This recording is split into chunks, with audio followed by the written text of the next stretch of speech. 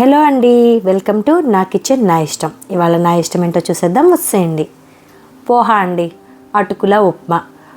నేను నా స్టైల్లో ఎలా అటుకుల ఉప్మా చేస్తానో, పోహా ఎలా చేస్తానో అనేది మీకు చూపించేస్తాను, వచ్చేసేయండి.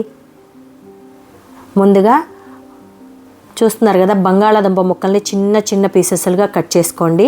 అలాగే పచ్చిమిర్చిని కూడా చాలా సన్న ముక్కలుగా కట్ చేయండి. కొత్తిమీర కట్ చేసి పెట్టుకోండి. ఈ పోహా నేను బయట నుంచి తెప్పించుకున్నానండి అటుకులు, కాబట్టి కొంచెం బాగుండవేమోనని చెప్పేసి ఎక్కువ కడిగేశాను. నాది అతి శుభ్రత కదండి, అందుకని ఎక్కువ కడగడం వల్ల అవి కొంచెం మెత్తగా అయ్యాయి. దానివల్ల కొంచెం ఆ పోహా అనేది పొడి పొడిగా రాలేదు. దయచేసి నేను చేసిన మిస్టేక్ మీరు చేయకండి. ఒకటిసారి 2 సార్లు అలా నీళ్ళు ఎక్కువ దాంట్లో పోసేసి కడిగేసుకొని ఎమ్మటే పక్కన పెట్టేసుకోండి. నాకు శుభ్రం ఎక్కువ కదా, అతి శుభ్రం వల్ల ఎక్కువసేపు నానిపోయడం వల్ల అది మెత్తగా అయిపోయింది. మీరు అలా చేయకండి. 2 టైమ్స్ అలా నీళ్ళల్లో కడిగేసుకొని చక్కగా నీళ్ళన్నీ ఈ విధంగా పిండుకొని పక్కన పెట్టేసుకోండి. చూస్తున్నారు కదా, ఈ విధంగా మొత్తం చక్కగా నీళ్ళన్నీ వంపేసుకొని పక్కన పెట్టేసుకోండి. ఈ విధంగా అయితే పెట్టుకోవాలి. నేను ఆ పోహాను అలా వదిలేయటం వల్ల అది ముద్దగా అయిపోయింది. మీరు పిండుకొని పెట్టిన తర్వాత ఒకసారి చేత్తో కూడా కదిలించుకోండి. ఏదన్నా గడ్డలాగా ఉన్నా కూడా ఎమ్మటే కరిగిపోతుంది అన్నమాట, అంటే పొడి పొడిగా అయిపోతుంది. నేను చేసిన మిస్టేక్స్ మీరు చేయకండి, ఎందుకంటే నేను చేశాను కాబట్టి అలా అవ్వకూడదని మీకు చెప్తున్నాను. నాకు పోహా అనేది కొంచెం అటుకులు అనేది మెత్తగా అయిపోయాయి. అలా కాకుండా ఉండాలంటే మీరు ఎక్కువసేపు నీళ్ళల్లో నాననివ్వకుండా త్వరగా పిండేసుకొని చక్కగా పులుకుల్లాగా ఉండేలాగా చూసుకోండి. బాణీలో ఒక 2-3 టేబుల్ స్పూన్ల ఆయిల్ వేసుకున్నానండి. ముందు ఇందులో మనం వేసుకోవాల్సింది పల్లీలండి. చక్కగా పల్లీలని దోరగా వేయించుకోవాలి. అవి చిటపట అని కొంచెం మంచిగా మనకి పల్లీలు వేగిన వాసన వస్తాయి కదండి. ఈ పోహాలో అనేది పల్లీలు అనేది చాలా బాగుంటాయండి. మధ్య మధ్యలో పల్లీ తగులుతుంటే సూపర్ ఉంటుంది. అలాగే మీరు పచ్చిమిర్చి అనేది మీ స్పైసీకి తగ్గట్టు వేసుకోండి, కొంచెం ఎక్కువ వేసుకుంటే బాగానే ఉంటాయి. అలాగే ఇందులో నేను నార్త్ సైడ్ ఉన్నాను కాబట్టి, అక్కడ మా అమ్మ వాళ్ళు చేస్తారు కాబట్టి అది చూశాను కాబట్టి మీకు చెప్తున్నాను. బంగాళాదుంప వేసుకుంటానండి. బంగాళాదుంప వేసుకుంటే చాలా బాగుంటుంది.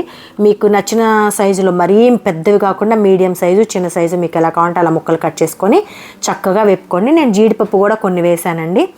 కొంచెం మగ్గడం కోసం అని చెప్పేసి ఒక్క నిమిషం మూత పెట్టానండి. ఎక్కువసేపు ఏం పెట్టలేదు, 1 మినిట్ అలా మూత పెట్టాను.